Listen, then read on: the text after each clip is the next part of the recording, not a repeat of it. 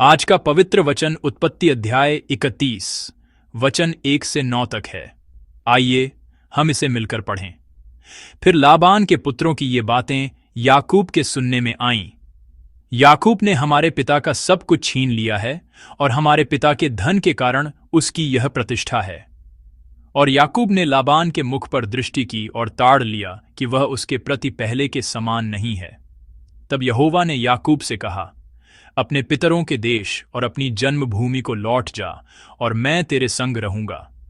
तब याकूब ने राहेल और लिया को मैदान में अपनी भेड़ बकरियों के पास बुलवा कर कहा, तुम्हारे पिता के मुख से मुझे जान पड़ता है कि वह मुझे पहले के समान अब नहीं देखता, पर मेरे पिता का परमेश्वर मेरे संग है।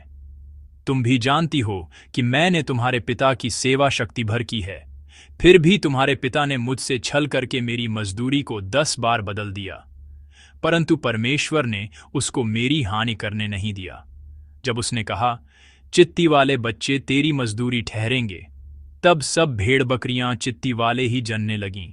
और जब उसने कहा, धारी वाले बच्चे तेरी मजदूरी ठहरेंगे, तब सब भेड़ बकरियां धारी वाले जनने लगीं। इस रीति से परमेश्वर ने तुम्हारे पिता के पशु लेकर मुझको दे दिए। आमीन। आप उत्पत्ति पढ़ते हुए क्या महसूस करते हैं? आप क्या सोच रहे हैं?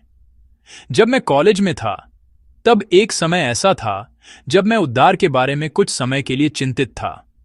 बात यह थी कि हम जो विश्वास करते हैं वे वचन का लगातार पालन करते हुए जीते हैं, लेकिन जितना अधिक हम वचन का पालन करने की कोशिश करते हैं, उतना ही हम देखते हैं कि पाप पूर्ण स्वभाव जो हमें वचन का पालन करने से रोकता है और अधिक जागृत होता है। इसलिए मैंने गहरी आह के साथ सवाल किया था, इस पाप के शरीर से मुझे कौन छुड़ाएगा? इस पाप से मैं कैसे बचाया जा सकता हूं? एक समय था जब मैं ऐसे बहुत सारे सवाल पूछता था। उस बीच में एक अवसर था जब मैं फिर से ठीक हो गया और उद्धार के विश्वास में जी सका, और वह था उत्पत्ति का वचन। यह किसी एक पद के मनन से नहीं था, बल्कि जैसे हम हर सुबह उत्पत्ति को पढ़ते जा रहे हैं, वैसे ही उत्पत्ति अध्याय 1 से लगातार पढ़ते हुए और वचन सुनते हुए मैंने महसूस किया। बात यह है कि मनुष्य की कमजोरी, कमी, पाप और दुर्गम सीमाएं निश्चित रूप से हैं, लेकिन उससे भी अधिक प्राथमिकता और महत्व की बात यह है कि परमेश्वर का चुनाव, परमेश्वर का मार्गदर्शन और चुने हुए लोगों के लिए परमेश्वर का अनुग्रह है। हम हमेशा गलत और पापी हो सकते हैं, और कभी कभी हम दूसरों से नफरत करते हैं, धोखा देते हैं और पाप करते हैं, लेकिन परमेश्वर अपने चुने हुए संतों को कभी नहीं छोड़ते और उन्हें अपने विधान में मार्गदर्शन करते हैं, और अंत में वे आशीष देते हैं। मुझे याद है कि उद्धार के बारे में गहरी चिंता और आह के बीच उत्पत्ति में बहने वाले इस सत्य के वचन ने मुझे बहुत बड़ा अनुग्रह और प्रेरणा दी थी। हर दिन मनन किया जाने वाला उत्पत्ति का वचन आप तक कैसे पहुंचता है? एक तरह से हर दिन कुछ हद तक समान विषय दोहराए जाने के कारण यह थोड़ा उबाऊ हो सकता है, लेकिन आप महसूस करेंगे कि उत्पत्ति में बहने वाले परमेश्वर का चुनाव, अनुग्रह और प्रेम आपसे लगातार बात कर रहे हैं। उत्पत्ति हमें लगातार परमेश्वर के प्रेम का संदेश सुनाती है। आज के पाठ में भी परमेश्वर के उस अनुग्रह और प्रेम की कहानी है। कल के रविवार के वचन के माध्यम से हमने मामा लाबान और भांजे याकूब के बीच हुई प्रतिस्पर्धा के बारे में सुना। याकूब ने एक ऐसा चुनाव किया था जिसमें वह प्रतिस्पर्धा में जीत नहीं सकता था, हारना ही था, लेकिन परमेश्वर ने याकूब के चुनाव को एक अच्छा चुनाव बना दिया। जैविक रूप से चित्तीदार और धब्बेदार पैदा होने की संभावना बहुत कम थी, लेकिन परमेश्वर ने चित्तीदार और धब्बेदार पैदा करवाते हुए याकूब की संपत्ति को बढ़ाया। उन्होंने याकूब को उसकी न मिली मजदूरी का सही मुआवजा दिया। उस घटना के कारण याकूब को लाबान के बेटों की तीखी नजरों का सामना करना पड़ा। पाठ के पहले और दूसरे पद में इससे संबंधित वचन हैं। लाबान के बेटों के शब्द इस प्रकार हैं। वे कहते हैं, याकूब ने हमारे पिता का सब कुछ छीन लिया है और हमारे पिता के धन के कारण उसकी यह प्रतिष्ठा है। लाबान के बेटों की यह गवाही केवल उनकी अपनी बात नहीं लगती। दूसरे पद को देखें तो लाबान भी अपने बेटों के समान ही सोचता हुआ प्रतीत होता है। यह कहता है, और याकूब ने लाबान के मुख पर दृष्टि की और ताड़ लिया कि वह उसके प्रति पहले के समान नहीं है। ये कितनी हास्यास्पद स्थिति है। याकूब ने तो केवल लाबान के साथ मिलकर तय किए गए तरीके से जानवर और संपत्ति प्राप्त की थी, लेकिन लाबान का परिवार कह रहा है कि याकूब ने लाबान की संपत्ति छीन ली है। ऐसा लगता है कि वे यही मान रहे हैं। याकूब के दृष्टिकोण से यह वास्तव में हास्यास्पद, अन्यायपूर्ण और यह सोचने पर मजबूर करने वाला होगा कि ये कैसे लोग हैं। क्या आप में से किसी ने कभी ऐसा अनुभव किया है? क्या आपने कभी याकूब जैसी स्थिति का सामना किया है? शायद कुछ लोगों ने किया होगा। लोगों से मिलते जुलते और मानवीय संबंध बनाते हुए हम अप्रत्याशित रूप से ऐसे बहुत से चरित्र देखते हैं। बहुत से लोग ऐसे हैं जो बिल्कुल भी आत्मविश्लेषण नहीं करते और हमेशा मानते हैं कि दूसरा व्यक्ति गलत है और हर तरह से स्वकेंद्रित व्याख्या करने की कोशिश करते हैं। याकूब ने ऐसा चुनाव इसलिए किया था ताकि लाबान बाद में कोई और बात न कर सके, लेकिन लाबान वास्तव में कोई और बात कर रहा है। वह कह रहा है कि याकूब ने निश्चित रूप से उसकी संपत्ति छीन ली है। यह एक बेतुकी स्थिति लगती है, लेकिन दुनिया में ऐसी बेतुकी स्थितियां अप्रत्याशित रूप से बहुत होती हैं। यदि हम कभी ऐसी स्थिति का सामना करें तो इसे बिल्कुल भी अजीब न समझें। जब कोई व्यक्ति लालच में अंधा हो जाता है तो यह सोचना आसान हो सकता है, हां, वह ऐसा कर सकता है। वैसे भी याकूब के लिए यह एक बहुत ही असुविधाजनक, कठिन और बेतुकी स्थिति थी। याकूब को कैसे व्यवहार करना चाहिए? उसे इस स्थिति से कैसे निकलना चाहिए? परमेश्वर याकूब की इस स्थिति को जानते हैं, इसलिए वे याकूब को इससे निकलने का रास्ता दिखाते हैं। 3 पद इस प्रकार कहता है, तब यहोवा ने याकूब से कहा, अपने पितरों के देश और अपनी जन्मभूमि को लौट जा और मैं तेरे संग रहूंगा। परमेश्वर याकूब से कहते हैं, तुम अपने पूर्वजों की भूमि, उस कनान देश में लौट जाओ जहां तुम्हारे पिता और दादा रहते थे। और वे वादा करते हैं, मैं निश्चित रूप से तुम्हारे साथ रहूंगा।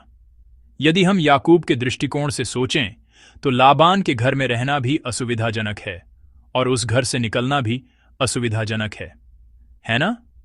यदि वह लाबान के घर में रहता है तो लाबान का परिवार उसे चोर समझता रहेगा, और यदि वह लाबान के घर से निकलता है तो न केवल लाबान उसे आसानी से जाने नहीं देगा, बल्कि 20 साल के काम का हिसाब तो दूर, वह हर संभव तरीके से उसका शोषण करके ही भेजेगा। इसके अलावा यदि याकूब सफल होकर बहुत सारी संपत्ति के साथ घर लौटता है तो वहां लाबान से भी अधिक डरावना भाई एसाव इंतजार कर रहा है। इसलिए लाबान के घर में रहना भी मुश्किल है और निकलना भी मुश्किल है। लेकिन एक बात के लिए धन्यवाद है, वह यह है कि परमेश्वर याकूब के साथ रहेंगे। उन्होंने यह वादा किया है। इस वादे में यह अर्थ भी शामिल है कि परमेश्वर याकूब की रक्षा करेंगे, उसे सुरक्षित रखेंगे और उसे आशीष देंगे। यह वादा याकूब के लिए कितनी बड़ी सांत्वना और प्रोत्साहन रहा होगा। 2 पद में लिखा है, और याकूब ने लाबान के मुख पर दृष्टि की और ताड़ लिया कि वह उसके प्रति पहले के समान नहीं है। यदि हम इस वचन का मूल भाषा के करीब शाब्दिक अनुवाद करें तो इसे इस तरह अनुवादित किया जा सकता है, लाबान का चेहरा याकूब के साथ नहीं था। लाबान का चेहरा याकूब के साथ नहीं था। लेकिन दोस्तों, 3 पद में इसके विपरीत एक अभिव्यक्ति है। यह कहता है कि लाबान का चेहरा याकूब के साथ नहीं है, लेकिन परमेश्वर निश्चित रूप से याकूब के साथ रहेंगे। ऐसी कठिन और मुश्किल स्थिति में जहां हम कुछ भी नहीं कर सकते, हमें किसी और चीज पर नहीं बल्कि हमारे साथ रहने वाले परमेश्वर के चेहरे, परमेश्वर की उपस्थिति, परमेश्वर के साथ होने पर ध्यान देना चाहिए।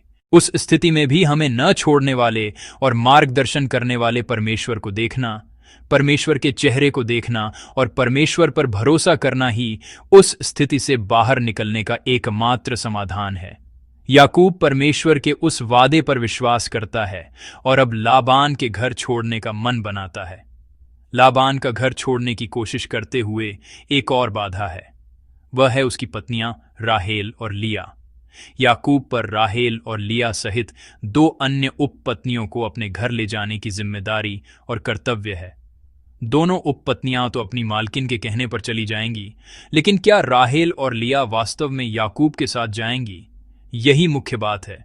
पाठ के चौथे पद में लिखा है, तब याकूब ने राहेल और लिया को मैदान में अपनी भेड़ बकरियों के पास बुलवा कर कहा। पहले तक लिया हमेशा पहले दिखाई देती थी। शादी भी लिया ने पहले की और लिया उम्र में भी बड़ी थी, लेकिन अब याकूब खुले तौर पर राहेल को आगे रखता है। ये एक ऐसी स्थिति है जिसे देखा जा सकता है कि याकूब ने राहेल के प्रति अपने प्रेम और अपनी इच्छा को और अधिक दृढ़ कर लिया है। ऐसी स्थिति में क्या लिया वास्तव में याकूब के साथ जाएगी? राहेल और लिया के बीच संबंध वैसे भी अच्छे नहीं हैं। लिया के दृष्टिकोण से अपने पति के साथ, जो उससे प्यार नहीं करता, एक अनजाने रास्ते पर जाने के बजाय अपने मायके में रहकर परिवार के साथ एक स्थिर जीवन बिताना बेहतर लग सकता है। इसीलिए याकूब राहेल और लिया को बुलाकर उन्हें मना रहा है। उस मनाने की सामग्री 5वें से 9वें पद तक जारी रहती है। वह वचन कैसा है? याकूब राहेल और लिया से क्या कह रहा है? वह परमेश्वर के अनुग्रह की कहानी बता रहा है। तुम्हारे पिता लाबान का चेहरा पहले जैसा नहीं है, लेकिन मेरे पिता का परमेश्वर मेरे साथ है। मैंने 20 साल तक ईमानदारी से लाबान की सेवा की, लेकिन लाबान ने अनगिनत बार मेरी मजदूरी बदली, जिससे मैं लगभग 1 पैसा भी नहीं पा सका। लेकिन परमेश्वर ने लाबान को रोका और मेरे बेतुके चुनाव के माध्यम से भी परमेश्वर ने मुझे बहुत आशीष दी, जानवर दिए और संपत्ति दी। ये सब कुछ परमेश्वर ने मुझे दिया है। इन शब्दों के साथ वह अपने अनुभव किए हुए परमेश्वर के अनुग्रह को राहेल और लिया को सुना रहा है। इस कहानी को देखते हुए मुझे अपने परिवार की कहानी याद आ गई। सेवकाई करते हुए अन्य व्यवसायों के लोगों की तुलना में मुझे अपेक्षाकृत अधिक बार स्थानांतरित होना पड़ता है और अपनी नियुक्ति की जगह बदलनी पड़ती है। मैंने भी गिना तो मैंने बहुत बार स्थानांतरण किया है। सेवकाई शुरू करने के बाद मैंने लगभग 6 बार स्थानांतरण किया है। वे 6 बार केवल इस कॉम्प्लेक्स से उस कॉम्प्लेक्स में जाना नहीं था, बल्कि शहरों और प्रांतों को पार करने वाले स्थानांतरण थे। महत्वपूर्ण बात यह है कि हर बार परिवार के साथ बात करना और कभी-कभी उन्हें मनाना और दूसरी जगह जाने के लिए सहमत होना और एक ही मन रखना बहुत आवश्यक है। यह अनिवार्य रूप से आवश्यक है। यदि आप बस यूं ही कहें, इस कारण से हमें दूसरी जगह जाना है, चलो चलते हैं, तो क्या वे साथ जाएंगे? नहीं, यह ऐसा नहीं है कि परिवार परमेश्वर की इच्छा का विरोध कर रहा है। बात यह है कि एक साथ बात करने, विचार करने, प्रार्थना करने और परमेश्वर का जवाब पाने के लिए समय और प्रक्रिया की आवश्यकता होती है। याकूब भी अब अपनी पत्नियों को बुलाकर उस प्रक्रिया से गुजर रहा है। वह अपनी पत्नियों को बता रहा है कि उसने पिछले 20 साल कैसे बिताए, परमेश्वर ने उसके साथ कैसा व्यवहार किया और अब वे उसे कैसे मार्गदर्शन कर रहे हैं। उस परमेश्वर के प्रति अनुग्रह की गवाही और कहानियां वह अपनी पत्नियों को बता रहा है। इस तरह याकूब अपनी पत्नियों के साथ अनुग्रह की गवाही साझा कर रहा है और उनके मनों को इकट्ठा करते हुए परमेश्वर के अनुग्रह के कार्य को प्रकट कर रहा है। एक गलती जो हम अक्सर करते हैं वह यह है कि जब हम परमेश्वर से कोई जवाब पाते हैं तो हम उस जवाब को दूसरों पर थोपते हैं।